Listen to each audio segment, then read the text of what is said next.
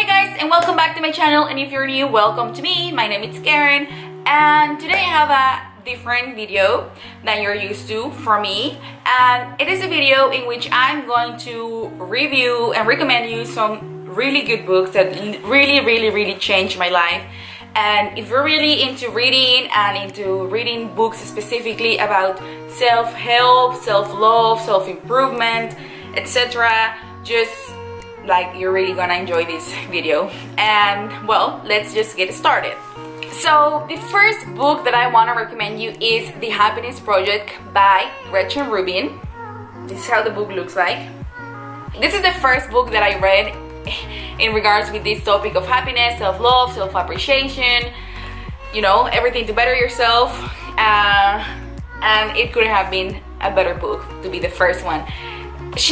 Gretchen, is a female author who lives in New York, and she has a husband, she has 2 daughters, she has a beautiful home, she has great parents and great parents-in-law, so she's everything to be happy. She has her dream job, yet she is wasting her life, or she feels like she's wasting her life, because even though she has everything that she ever wanted, she doesn't really appreciate it fully.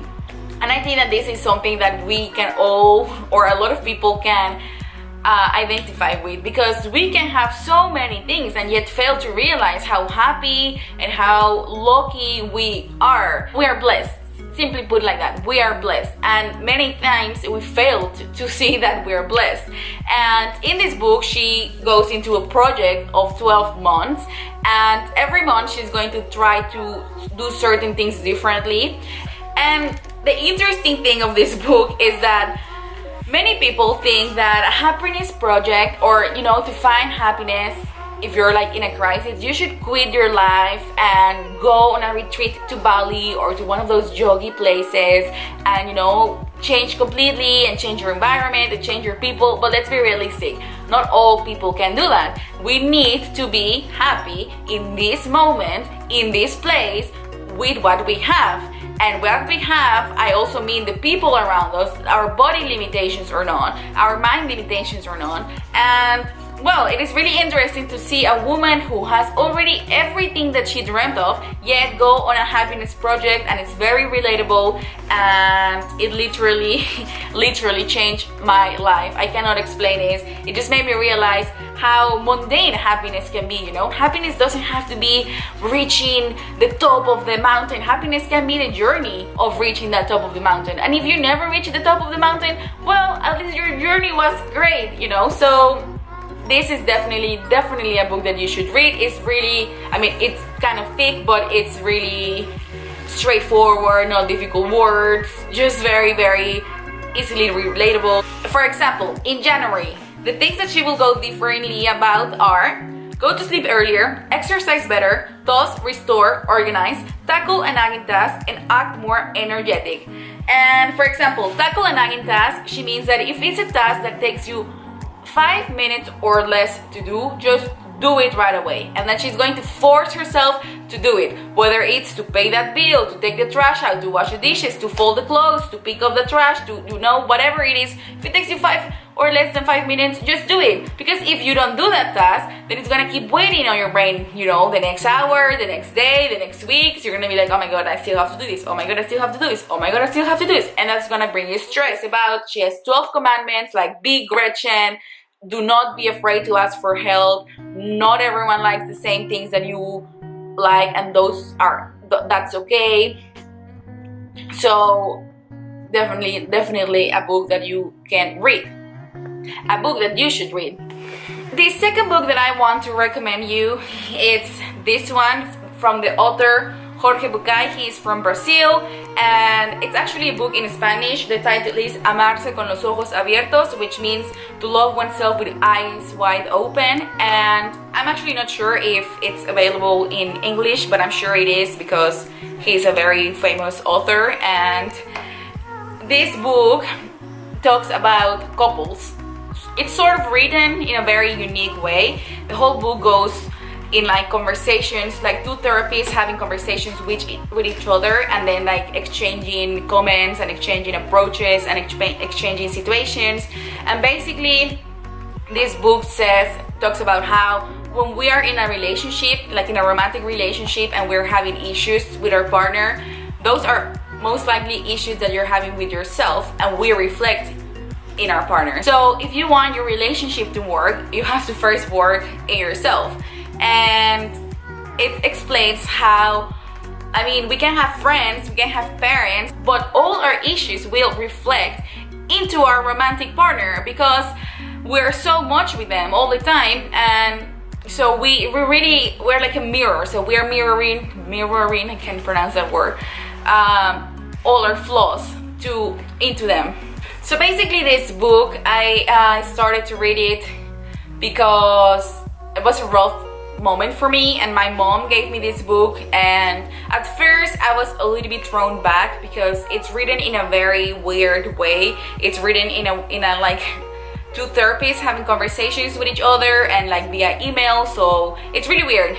But so at first I had like difficulties understanding the point of the book, but this book talks about, well, as the title says, love oneself with eyes wide open, and it explains how when we're in a relationship with someone and we're constantly having issues with that person, those are issues that we actually have with ourselves, and unless we face those issues and fix those issues, our relationship is not going to get better because you are the issue, not your partner. So basically this book is meant to fix broken relationships, like with one another, but also with yourself. You know, you need to accept your flaws and you need to work on them. And like what this book taught me is literally accept your flaws, recognize them. Because if you never recognize them, if you don't see it and analyze, okay, what am I doing wrong? What's wrong with me? What do I really want? Why am I like this? Then, you know, it's never gonna work out with anyone, with anyone around you, but specifically with your romantic partner. And this book really also changed my perspective when it comes to my relationship, because I learned that I have the power first in me to change what's wrong with me instead of reflecting it with my significant other. And ever since that, in combined with my psychological therapy, I've changed so much and my relationship have also improved so much. So I think that you should really also read this book, because the most important relationship that you're going to be in your life is a relationship with yourself. So first fix that relationship and everything else would fall into place. It's either going to fix your broken relationship or just end it, you know, just make you realize that it's just not worth continuing the relationship. The next book that I have is actually a book that I'm reading right now. It's once again from Jorge Bucay, the Brazilian author from the previous book, and it's called Las Tres Preguntas: ¿Quién soy? ¿A dónde voy? ¿Y con quién? Which translates into the three questions: who am I? Where am I going? And with who am I going? And well, I haven't finished this book yet, but what I've read so far, it's amazing. I am in a journey. I feel like 25, it's a weird age because you're not, although you are an adult, like technically you should be acting like an adult. Sometimes I don't feel like an adult, or I have like difficulties accepting that I am an adult and that I should grow, and etc, etc, etc. So this book is really good. In this book he talks about, from what I read so far, that you should answer these questions and in this order. First, do not allow the person that you are with determine who you are. Also, do not allow the person that you are with determine your journey. So do not allow that person's journey to determine your journey. You know, we all have a journey, we all have a path, we all have dreams. So do not let your significant other be the person that determines which direction your life is going to, because you were someone before you were with that person and you had goals and you had dreams. So therefore it's very important to have really clear, who am I? Who am I? What do I stand for, you know? And once you have answered this question, then you can move to the next one. Where am I going?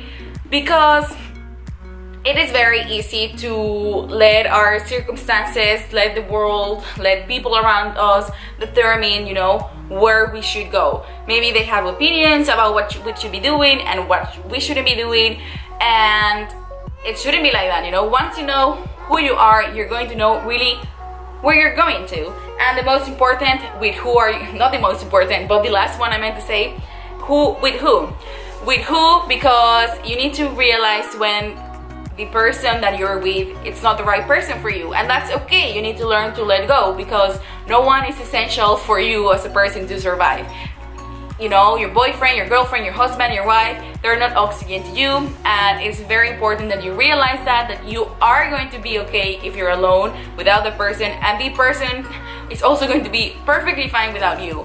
And there are many sickening relationships in the way that they're codependent and one manipulates the other, like, I cannot be without you, or stuff like that.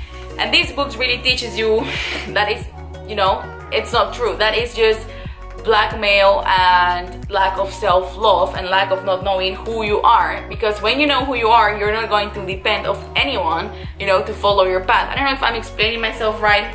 I haven't fully read this book, but the pages that I've read so far are very interesting and I am sure that this book is going to be life-changing as well. So the next book is this book from Marie Kondo, and it's called The Life-Changing Magic of Tidying Up.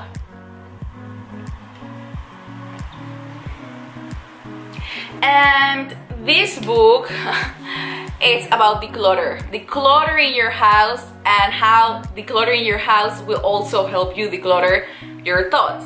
This woman gives in Japan a lot of seminars, and she goes to people's houses and she helps them clean, and not only clean but declutter. So get rid of the stuff that you don't know.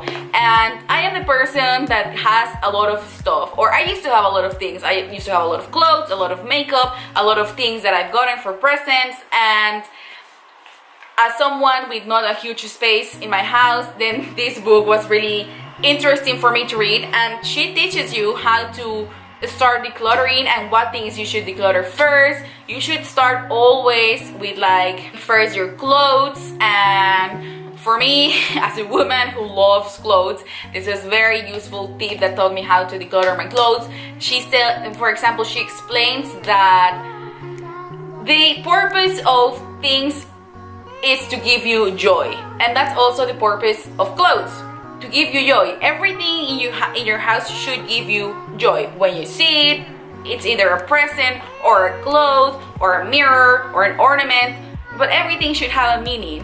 And when it comes to clothes, many times we have that piece of clothing that we never wear, we will never wear, and it's there in our closets and we just can't get rid of it because it's so beautiful, or because it was so expensive, or because maybe you will have an occasion in which you will need that, or because it simply looks beautiful in your closet. But realize that the purpose of that piece of cloth has already been fulfilled. It gave you joy when you bought it at the store, and when you brought it home with you, it gave you joy. It gave you joy seeing it in your closet, and now it's time to move on. The same things with presents, and this is a very useful tip because she explains how when you get presents, a lot of people feel obligated to keep those presents, or to, you know, never ever throw those presents away, even though you never use them. They're in a box of carton, they're somewhere in a corner of your bedroom, and you can't get rid of that because you feel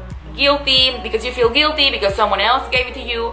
But also that present, that thing that you don't use, you will never use, has already fulfilled its goal of giving joy. The person that gave you that present had joy buying it and had joy giving that present to you.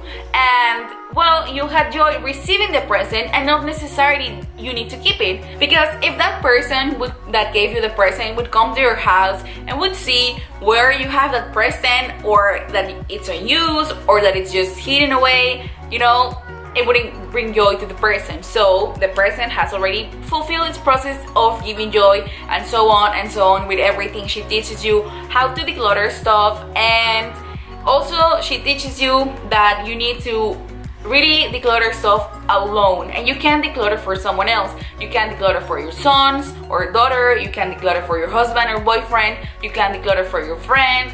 No, you have to declutter for yourself only, because every person has to go through this process. Does this thing gives me joy? Yes or no? Do I want to get rid of it? Yes or no? So she teaches you, and she takes you step by step on how to declutter your house, and which are the things that you have to declutter first and which are the things that you have to declutter last. And those things are things with sentimental meaning. For example, pictures or things from people who have already passed away, stuff like that. And well, she leaves that until the end because of course by the moment that you reach the point that you're ready to declutter those sentimental things, you have already decluttered all the other things, so you're an expert and your heart will really tell you, yeah, I want to get rid of this or I don't want to get rid of this. And a lot of people give their testimony of how their life changed after reading this book and after decluttering their house. Their testimony is that, yeah, I decluttered my house and I got a new job. I decluttered my house and I finally started my business. I decluttered my house and I finally lost all the weight that I had to lose. I decluttered my house and I finally got a divorce. Stuff like that. Because having too much stuff in your house, you know, is also cluttering your mind, your brain, your soul. So less stuff, declutter. And that's why I really think that this book is really useful for everyone, especially for everyone that lives in a small house, because you know small houses tend to look cluttered more easily than bigger houses because of the lack of space. So definitely this is a book that I really do recommend to everyone. And that was it for now. I know this looks like a random video, but these books really did change my perspective in life, in what happiness means. Everyone has a different definition of happiness, by the way, but you know, in how to make happiness more easily attainable in our everyday lives, and how to recognize that sometimes the issues that you have with people are issues with yourself, how to improve yourself and love yourself. And well, I just hope that these books really help you as much as they help me. If you enjoyed this video, please give it a thumbs up and don't forget to subscribe. And as I always say, I wish you the best of luck today, tomorrow, and every day. Bye!